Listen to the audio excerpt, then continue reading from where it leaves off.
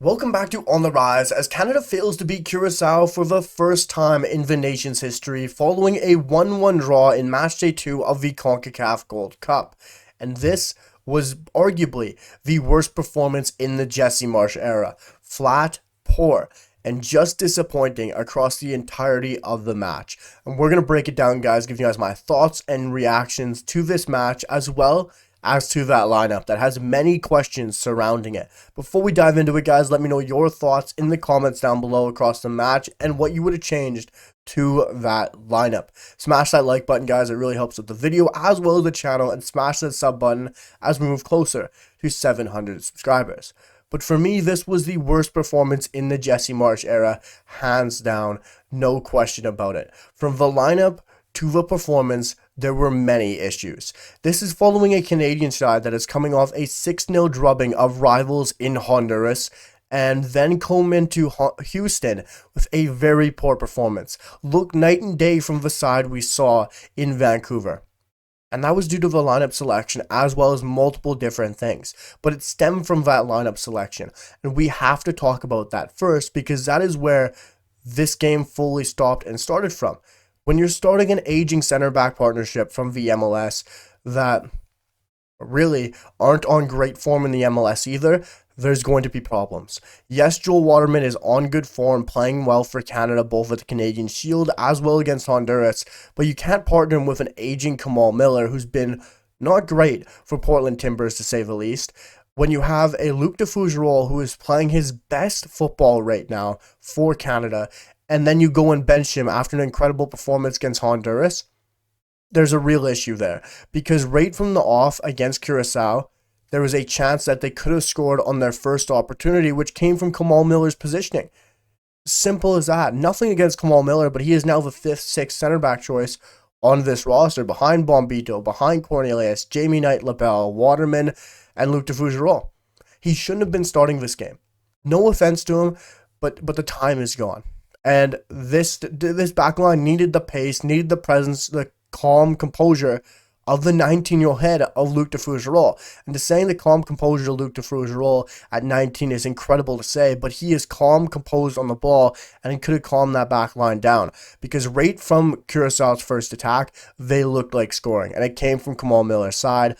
And it's very, very disappointing to see that night and day from this backline, from Curacao to Honduras, because the chances Curacao had, Canada almost deserved to lose this game. Yes, they had multiple chances ruled off to offside, and yes, you can put that up to the back line, their very tight offside trap, but also they still gave away multiple clear-cut chances that never should be given away to a Curacao side. And no offense to Curacao's attack, but they're no level to Honduras attacks, in my opinion, to Lozano, to Kyoto, to Palmas. And now Canada has a night and day performance at the back line, looks extremely shaky right from the off that game. To me, that goes down to consistency with no Richie Larea, no Luc de Fougerolles. Something needs a change with consistency across this lineup. In the midfield, you had Ismail Kone and Nathan Saliba. Ismail Kone had a stinker of a performance. I'm not going to go in on him. I'm not going to say anything more harsh than a stinker.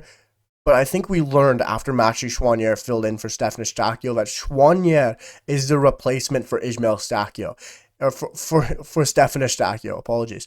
And you got to start Mathieu Choinière when there's no Stefan Eustaquio. He proved that with his dead ball set pieces, with his defensive work rate, with his on ball and calmness on the ball at times as well when he starts the game. You got to start him at that 6. Ismail Kone can't do that same job, and we learned that against Curacao. Nathan Saliba had a very good game, and that just shows from the consistency from continuing playing, getting the minutes, and getting to show how he's continuing his form and to prove himself. Up in the front line is where things really changed. Jaden Nelson, Jacob Schaffelberg, the wingers came on and had very poor performances, as well as Tanya Loise and Jonathan David.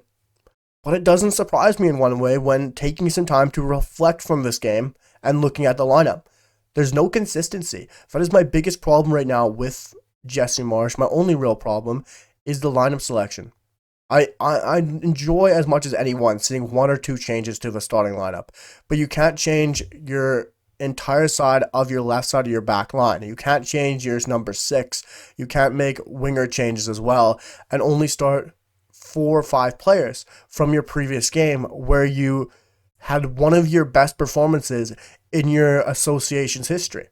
Because then you're going to lose that consistency. You're going to lose that fluidity. And you saw it throughout the entirety of this match, from the first kickoff, from the shaky defensive line to the offset of the poor final decision making in the final third.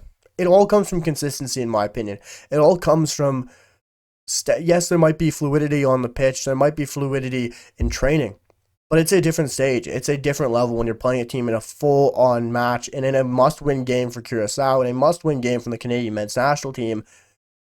And they lacked the chemistry. They really did in that final third. You could see it. That was my other biggest qualm from this game and biggest issue was the lack of decision-making and clear cutthroatness in that final third. There was no on-ball precision. There was no real intelligence, I guess you could say, lack for a better word, in the final third. No one was making that right pass. No one was being truly decisive in that final third. There was multiple occasions where Tawny could have made the right pass. Jaden Nelson, Jonathan David, Ismail Kone, and Jacob Schaffelberg. I'm not picking on any of them, but the passing, the decision-making lacked. There was chances where each of them separately could have made one pass and it would have led to a clear-cut chance for another attacker on the Canadian men's national team and a clear-cut chance and goal-scoring opportunity that could have led this team to be 2-3-0 up in the first half and put this game to bed. The only reason Curacao ever was able to grow into this game, was ever able to work back into this game, and why Dick Advocaat made those changes for them to get on the ball more, to get attacking Canada more in the second half, was simply down to Canada never looking like they're going to score a second goal.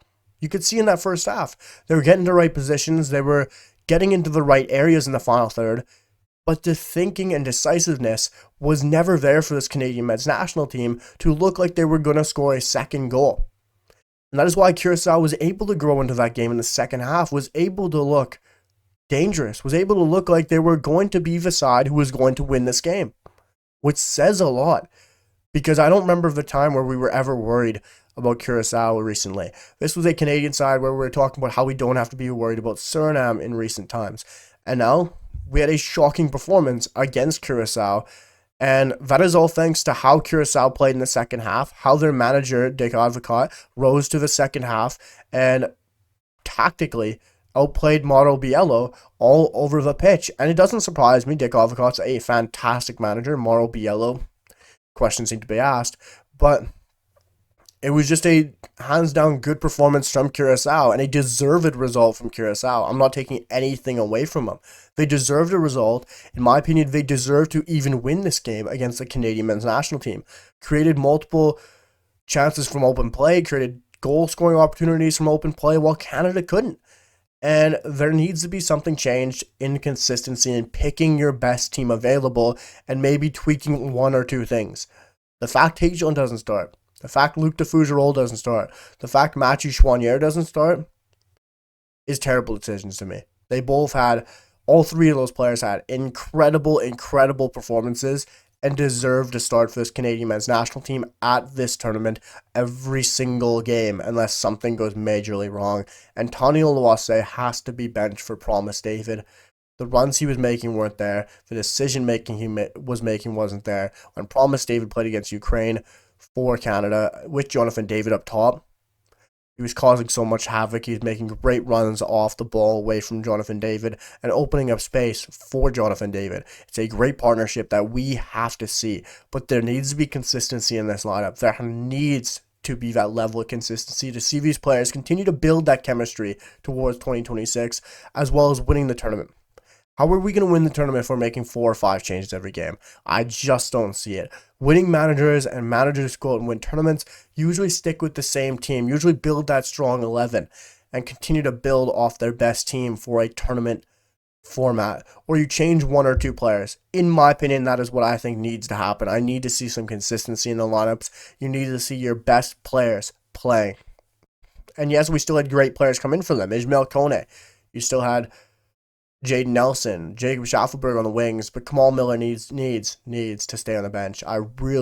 His time is over. His time is over starting for his national team, and he really proved it. Nothing against him. He was a great servant for Canada back in World Cup qualifying, but his time is done in 2025. It was a terrible performance, and I'm going to stop it there for Kamal Miller. But this game was Canada's worst under Jesse Marsch. And thankfully against El Salvador, we will see Jesse Marsch on the touchline. That is a game Canada needs to rise to the occasion, and they have to put these demons to rest after this poor Curacao game. And Jesse Marsch has to show some level of consistency in the starting lineup. And I'm going to stop saying consistency. I'm going to wrap it up, guys, and hear what you guys have to say down below in the comments, because it is a game, it is a reaction that has left my head in a wild place. It is spinning, it is in shock, and it doesn't surprise me it is in shock after we have failed to beat a nation that we have never failed to beat. This is only the second time in 4 games Canada has ever given a goal to Curacao, and it doesn't surprise me with how poor they played. And for me, Canada didn't even deserve a point, didn't deserve a result from that match, which speaks to how well Dick Advocaat and Curacao came in that second half and rose to the occasion to play for their Gold Cup lives. And they did it very well as Canada drew Curacao 1-1. Great performances, but my man of the match has to go to Nathan Saliba because he deserved it. He is showing why consistently playing and playing very well to the level he knows he can play at is important, and he did it very well for this Canadian side, scoring a goal from a set piece, which we didn't even talk about that set piece, guys, because my head's a mess after watching that match. Let me know your thoughts down below in the comments. There's so much talking points, so much to talk about from that game. Let me know your reaction to the lineup, reaction to the game, and thoughts in general. Smash that like button, hit that sub button, and I'll see you guys for the next one. Peace.